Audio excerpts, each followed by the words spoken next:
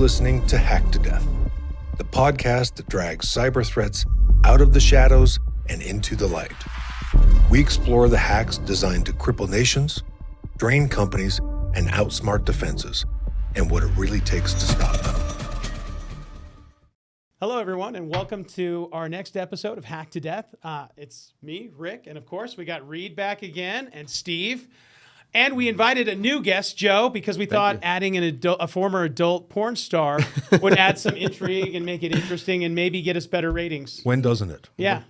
You know what? You got to keep certain things private, and that's why I'm here. And I appreciate it. So if, talking about the state of Nevada getting hacked to death is no longer interesting, we'll just pivot over to adult porn stars.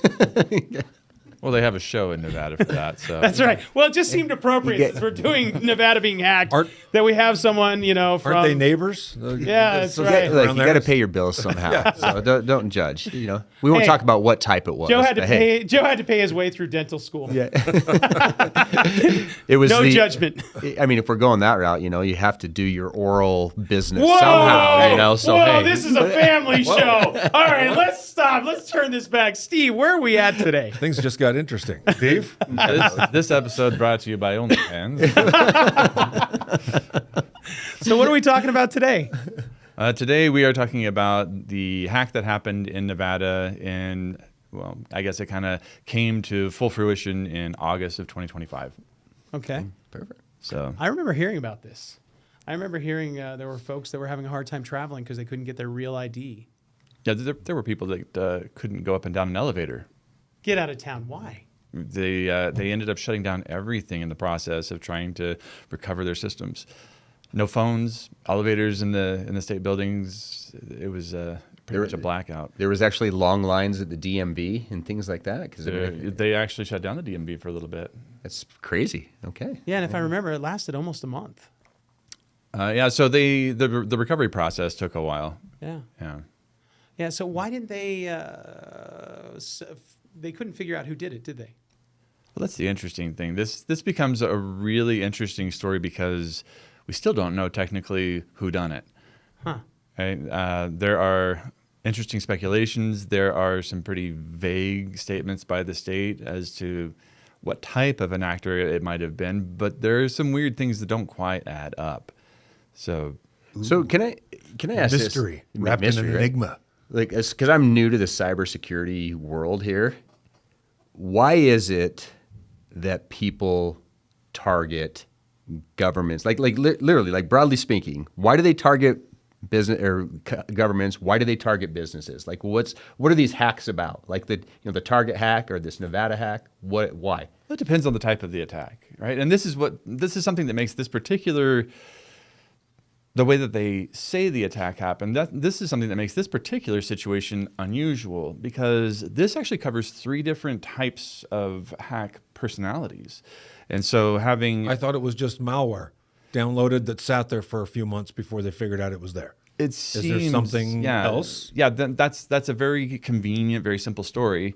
But there are things that don't quite add up. But back to Joe's question, though, is why do they go after him? Well, it depends on the personality, right? You may be simply going after smash and grab, easy to access information, right? In the case of malware, you may simply be trying to cast a broad net, right, and catch as many people simultaneously as you can. Little effort. Would that just be personal information of people who work for the government? Not necessarily. So in those cases, it's really anybody, and it's to get their social security number, their credit card numbers, things like that, bank information, and then either go after it yourself or just sell it on the So dark web. these guys are looking for money, power, influence, whatever, something like that. I thought there was ransomware associated with the Nevada attack. That's also a weird element of this story. So ransomware is another one. Ransomware is typically a smash and grab as well, but a little bit different. They go in and they essentially try to exfiltrate and or shut it all down as fast as possible and get out. Right? It's little effort, really easy from a technical perspective because there are a lot of tools that make it possible. You're just in and out as quickly as you can. And really the reason that you'll exfiltrate data in that case is one of 2 reasons, right? And when I say exfiltrate, for those that don't know, it means to take it out of, right? To get it out of the building. So one of two reasons. One is they're getting it because they can sell it. The other is proof of a hostage, right? And so if you can prove that you have the data, they may be more willing to pay the ransom. So they've got these guys that come and break in however, somehow. Okay. What is it? Because this seems pretty crazy. You think like government has the highest level of security. You know, I'm a resident of Nevada. I think my information's protected. Some person out there breaks in. How did does this happen? Like, and that's the big question, right? Yes. And well, this brings in a third element of the story, which is data was being exfiltrated, but not at the typical speed of a ransomware. It actually took longer.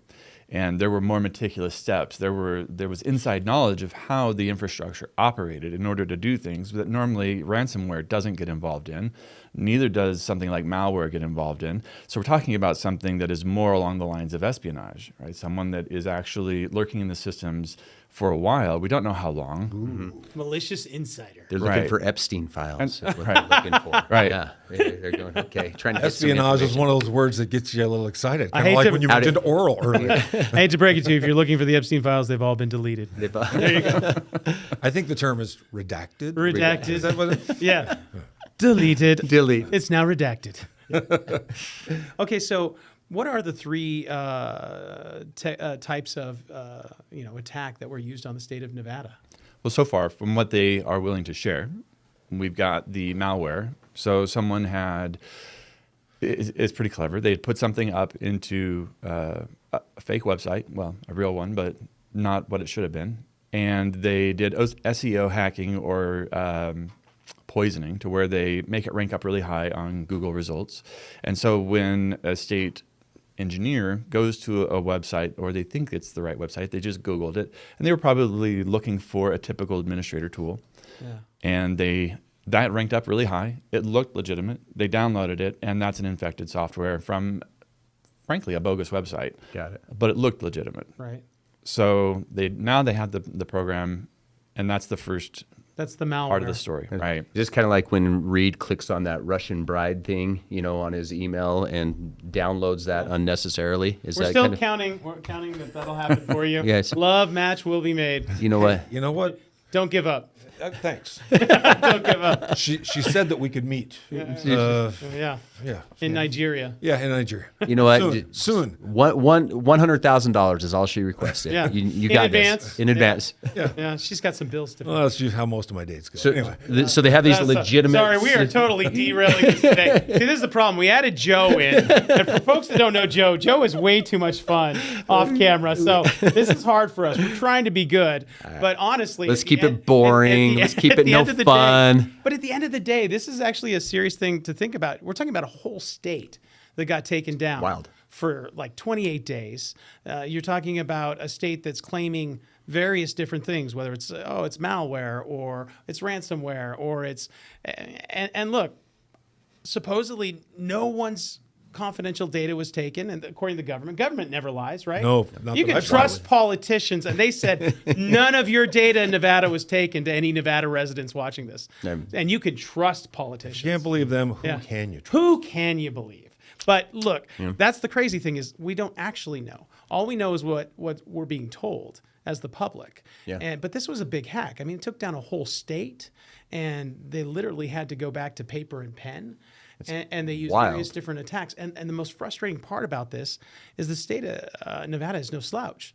I mean, Yeah. they're spending. What did this cost? They're spending, but it cost them what, nearly $2 million? 1.6, I think. Yeah, That's what they say publicly. Yeah, 1.6, nearly. So nearly in $2 public money, taxpayer money, just to resolve this, My- but not to mention like what else. That's happened. just in consulting and all of that. But the crazy thing about this, and this is the point I was going to make, is they spend a ton of money because the state of Nevada, I have bad respect for them because they actually have some of the finest security money can buy. Yeah. And they have really bright engineers. I've met several of them. And the problem is there is no fix for being phished, going Yeah. to a malware site, a malicious insider. Well, and that's the that's- scary thing. Yeah. That's I mean, insiders, right? I mean, you have people within your company, legitimate employees that are, mistakes happen, right? I mean, So to get back what you're saying, Steve, the reason this does sound fishy, my understanding is that they did not pay the ransom, Right. They did not. but yet they still spent 1.3 to 1.6 million fixing the problem. Is that what the understanding is? Am I I correct? love how we all have different numbers: 1.6, 1.3, Yeah. 2. Doesn't sound fishy at Oh, all. this Five. doesn't sound fishy. We all have different numbers. wait, so they didn't pay it? Did cyber insurance pay it or anything like, or how did it get resolved? So I haven't found anything that says that they have used. So they did have a cyber insurance that was through legislative funding. So how much that covered it, don't know. Right? It probably covered most of it, if not all of it. Okay. So does FOIA not allow us to get any of this information? I mean, you can certainly make your filings and make your requests. That's interesting. Hey, if anyone out there has done any FOIA requests and has any information, please forward it to us, because I am seriously curious. Because literally, I was doing my research before when I heard Steve was going to be talking about Nevada today. I thought, oh. And as I was digging into it, I was shocked, and I know you were doing your research as well. And so what's funny is we all are coming up with different things. So it's kind of interesting that there's no one definitive story. Well, the way that the after report of what they say happened, there are strange vaguenesses in it, and then there are random, highly precise pieces of information in it, and so it shows an inconsistent tapestry going on of how they want to tell the story of what happened. Obviously, as a government, they want to say that everything's fine, nothing serious happened. They want to calm people down. My read of the report, which was like 35 pages or something like that, it doesn't strike me as something that was written by the FBI that want to try and rattle the cage of whoever did this. This sounds like Is it just like a public disclosure? Just everybody can calm down and relax. So it's a We've got PR it. form more than an investigative report. I think so, yeah. All right. So if it was espionage, Whoa. That- So right down. to the E word. Did you Slow see down. that? I know, Wow. got me a little right excited. to the E word. Yeah, Right, careful, just don't get 'cause this guy excited over Big here. E. I know, but when yeah. you say that, espionage, It's it the voice. sounds nice. It's the voice. So the question is, Could it be espionage? if that's the case, Okay. then what would be, I mean, we obviously know in the hacking world, insider threats are the scariest and most common form of data loss, right? So if that's the case, what were they trying to get? And it sounds like like you said, kind of a long form, I'm going to slowly take stuff over time. Did they find a culprit? Did they mention any names of this is what maybe could have happened? Or I'm this going is after why Senator they were Reid. I'm potentially going doing this? after- Because, my run into politics is, I'm just I'm preparing for the future. Yeah. This is a very interesting, very unusual story about how they have released information about this. Normally, if there is a ransomware, a couple of things will happen at the very least. Somebody will claim responsibility for it because they want to be known for it, they want to boost their brand, or they also just want to make the threat more clear. Right? We've done this. We have your data. Pay us. Yeah. Right? So those are usually in play. The other thing is that Well, normally, before you move on, did anyone make claim? no one made a claim. And what's really weird too, Someone is took down the state of Nevada and didn't go, that was me? not only that, but data was exfiltrated, and it didn't show up on any dark web sites. Okay, espionage is sounding interesting. I'm sorry. Yeah. Oh, wow. Yeah. Okay. So if the state of Nevada is getting breached, you think it's a high level. I mean, Nevada, compared to a lot of states, has to have that high level. How does this get prevented? Like, have they been able to solve that? Like, how does this not happen again? Well, so jumping to conclusions, I got to get to the jump to conclusions map. Yeah, please do. Because in this particular case, it's not entirely clear because they haven't been entirely forthcoming about the facts. Maybe in a decade or two, there'll be more released information about what really happened. But right now, the interesting challenge is there are many things that could have happened. And in this particular case, we have to leave the door open to a few possibilities and let the audience decide what they think it is. Okay, I'm going to take this a different direction, guys. I hope you'll forgive me here. We're no longer talking about the state of Nevada. We're talking about XYZ state. And we're going to talk to Steve, who in the past life knows all about Different. dark, black hat type activities. I can neither confirm nor deny. Neither. But I know Steve's background, and he's a good hacker. Okay. So that being said, talking about XYZ, we're not talking about Nevada. Talking about XYZ state, what do you think happened? Ooh. Before I say this, please, nobody sue me for making. Well, we're not making any claims against any actual state. We're just saying hypothetically. If this what do you happened think in happened? random, yeah. Frankly, in order to answer the question, I have to kind of delve into my own mind. My dad said many, many times in my childhood, it's the thief who has the best locks, meaning that they assume that the world operates the way that they think. Okay. Right. And so in my case, I have to go into the way that I would Hope approach the world something doesn't like operate this. with my mind. What I say. We all do. Yes. By the way, this podcast has been brought to you by ADHD. Back to you, Steve.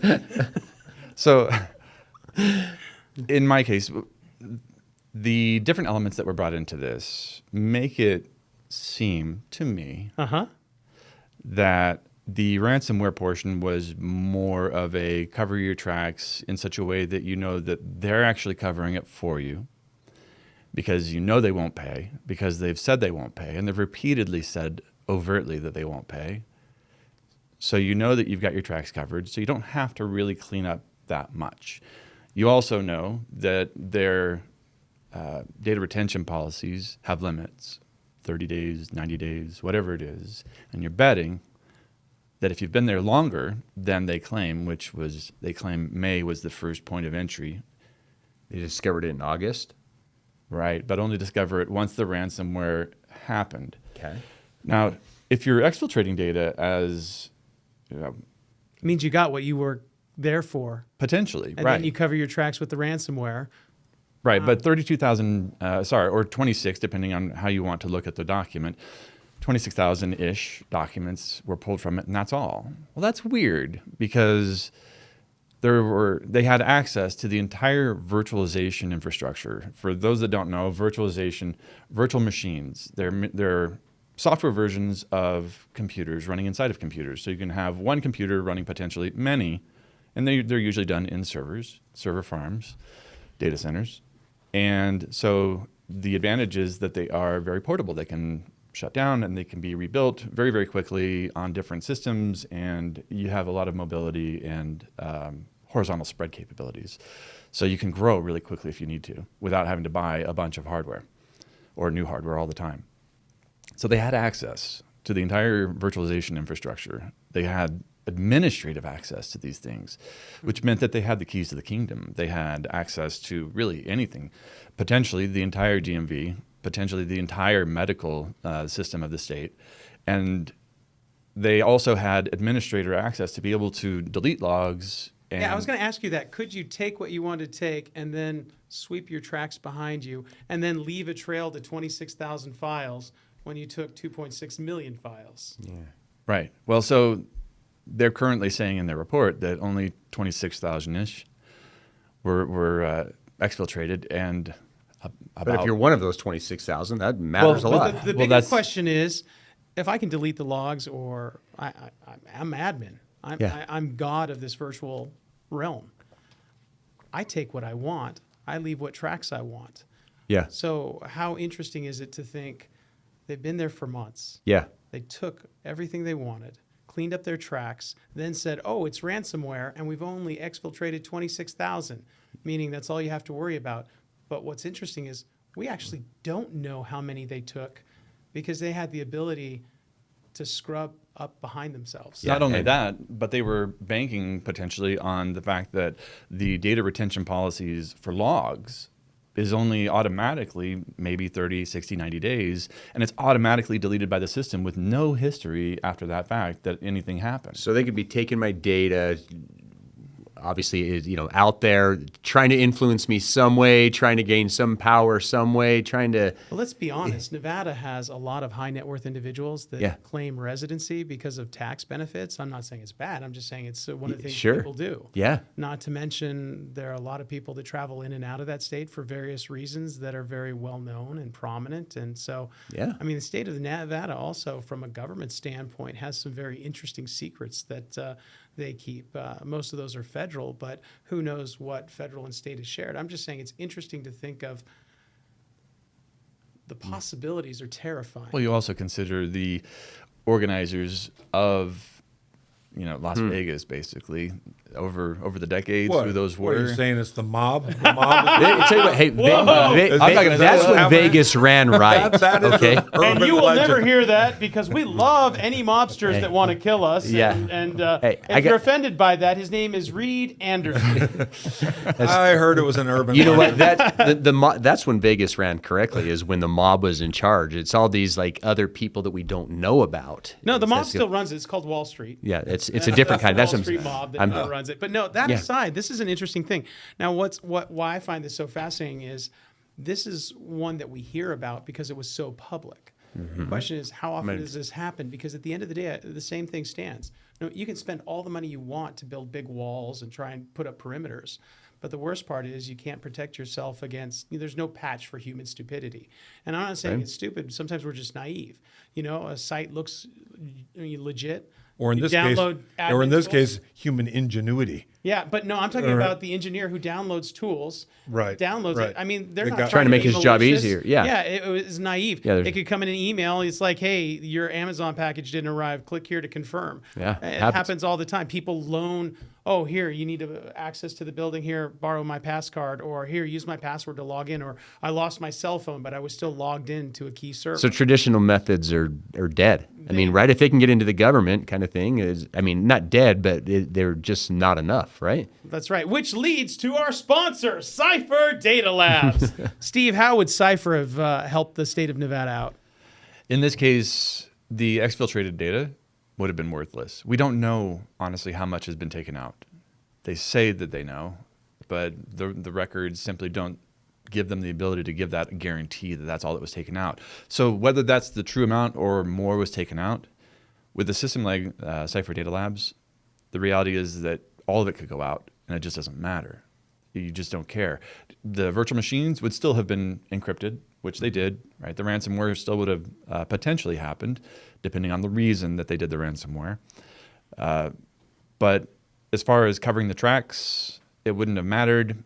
They would have got it jumbled crap. They wouldn't have gotten any useful information at all. And that's the most important thing about this. It's not the fact that they shut down servers. That was a pain, and disrupted services. That's a pain.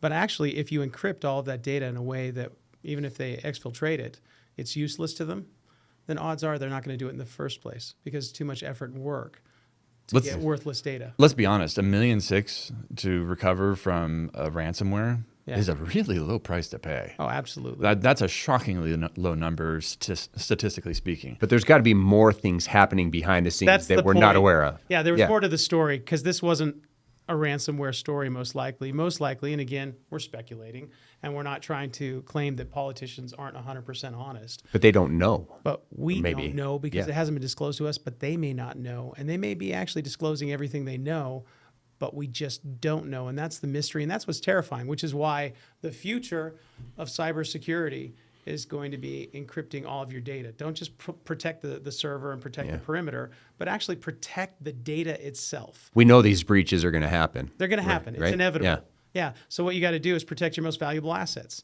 And the most valuable assets is your data. If you're a private company, it's your customer list and your intellectual property.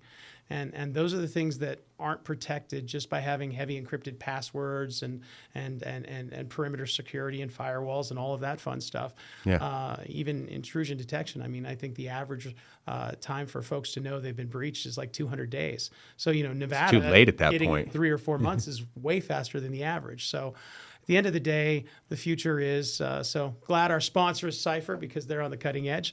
But with that aside, what is Nevada doing to prevent this from ever happening again? Well, they say they're doing all the things. All the things. to make sure that doesn't All the happen. things. Well, they're not. Because they're not talking to you. all the things. All the things. All the things, meaning they didn't want employees are no longer allowed to download anything off the web. Sounds like they're doing most of the Back to paper and pen with shredders. Yeah. Shredders. The only safe file is a deleted file. So I gave a speculative perspective of what might have happened, but I think it's fair to give one more, What's that? and that is that this is maybe the Patsy speculative version. Okay. But it is that it is possible that what they say happened is all that happened. That someone accidentally downloaded the wrong program. It somehow was able to get past the malware detectors on their computer. It was able to root and create a backdoor access for later evaluation, and that whoever has put this website up with this malware is just casting a broad net to see who will download. And then they're checking their logs once in a while, and then they see that someone has fallen for it, and they then do a little bit of digging to see, oh, we've got ourselves actually a big fish. And I've got a buddy that could use this, or maybe I'll try and figure out the system. And they're crudely trying to go in with sophisticated awareness of the infrastructure of the state of Nevada's systems. Yeah. And then able to give themselves Did you just wink administrative when you said access. that? Did you Yeah, just I wink? thought I saw a I'm wink. just curious. Right, and escalate their access capabilities. The state of Nevada catches the malware back in May and gets rid of it, but they don't clean the system, so the backdoor still exists. These criminals are the ultimate chess players, aren't they? You have to be like 5, 10, 15, 20 moves ahead of them. Yeah, I mean, at the same time, there were. Maybe we don't give state or even federal workers enough credit. They are typically under budget. Yeah. So they're underfunded on what they're trying to do. That's true. They are underpaid people. That's true. People in the private sector are paid way better than they are. And unfortunately, half of their job has to be doing their job, and the other is doing political playing and defense to keep their job. No, that's fair. That's fair. I think as we wrap this up, I'll just say it's terrifying to me because let's hope it's exactly as the report says, because the possibilities of what it could be, I mean, it's interesting they had a very intimate knowledge of what was going on inside. But let's just say it's exactly how the report says. It's scary because it could have been so much worse, and we don't know which state is next. And the scary thing is this is the state of where we are today. I mean, we're all getting breach letters nonstop. We're hearing about people who are having their bank accounts and credit cards hacked on a daily basis. And I'm just hoping 2026 is the year that we start getting our hands on this, because AI is only going to make it worse. Yeah. Yeah, the digital world is beautiful as it is. It's a scary world. It is. Steve, thank you for bringing this one up. I like it. That's I a like fun the one. intrigue, too, Yeah. because I'm still wondering what really happened. You know what I mean? I'm just saying, his wink made me think, but with that, and I want to thank Joe for joining us. Thanks for having a letting me- representative from the adult dental industry. My Those oral. are two words I never thought I'd get together. There's what it is. And Reed, it's been years together. I love working with you and Steve. There you go. Ladies and gentlemen, thanks for joining us. That's a wrap. See you next time.